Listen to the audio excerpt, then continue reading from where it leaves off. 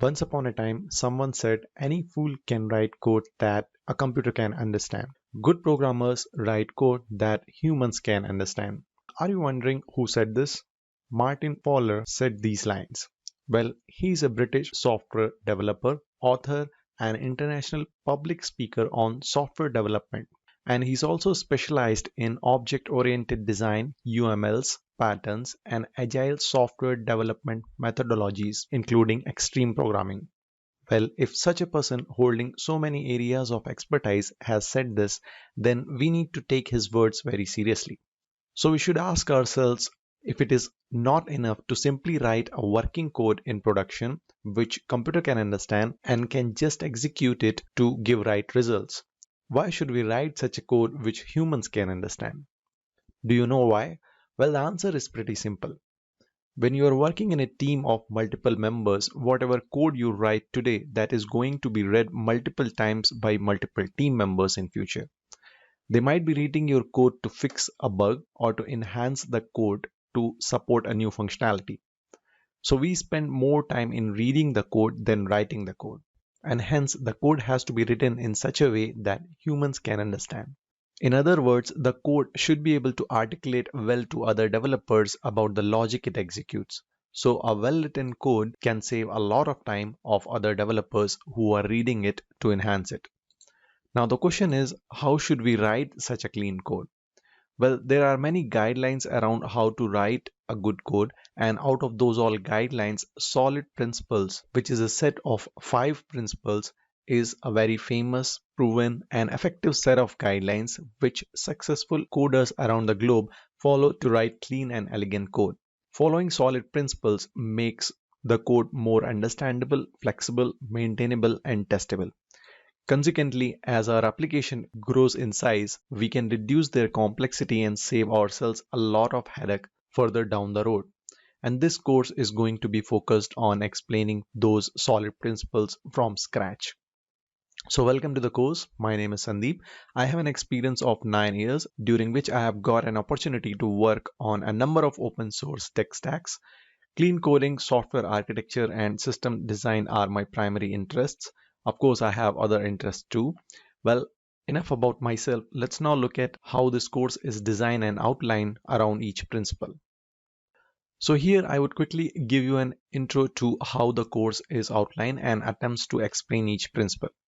So for each principle in the starting slide, we first of all give a high level introduction to what the principle says and what it means. After this, we also take a real world example to show how you can clearly imagine these principles being followed around us in our daily lives. After that, we take few problems and then we write code for those problems. In the first iteration, we just focus to write a working code pretending that we do not know any principle at all. After that, we analyze our code and then we brainstorm on its disadvantages and downsides. After this, we refactor our code to apply the principle. One thing I wanted to highlight here is that in the course, I have ensured to consider a rich set of problems which you can relate to, and I have also ensured to have a lot of healthy discussions around the code that we write, because it's only through the discussions and proper reasoning one can understand these principles. After you have completed this course, you would fully understand all the aspects of solid principles in detail, and you would be able to apply them in your projects and write an elegant code. This is a list of prerequisites for this course. You should know core Java to an extent where you can write and run a Java program. You should have basic understanding of how interfaces, inheritance, polymorphism work in Java. It's also expected to have some basic knowledge of JUnit and Mockito, because in one of the principle we write few JUnits. At the end, it is expected to have knowledge of Eclipse IDE, because we'll be using Eclipse to write our code.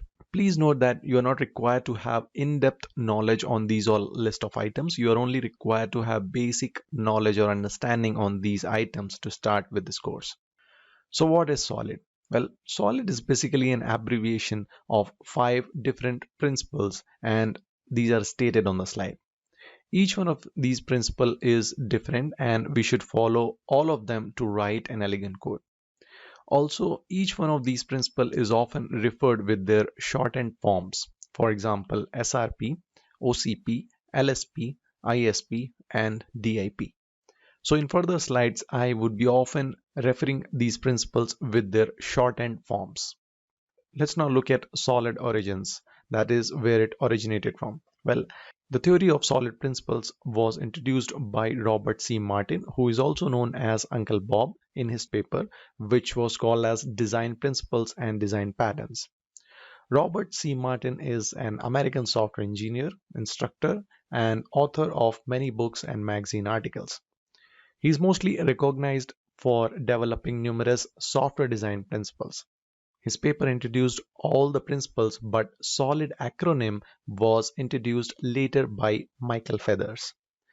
And in the last 20 years, these five principles have revolutionized the world of object-oriented programming, changing the way that we write software.